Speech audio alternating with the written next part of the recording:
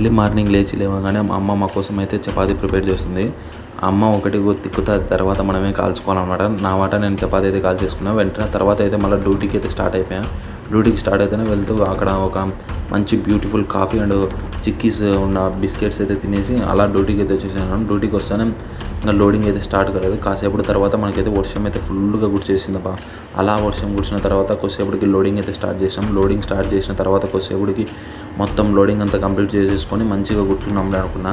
మళ్ళీ తర్వాత వెంటనే వర్షం అయితే స్టార్ట్ అయిపోయింది.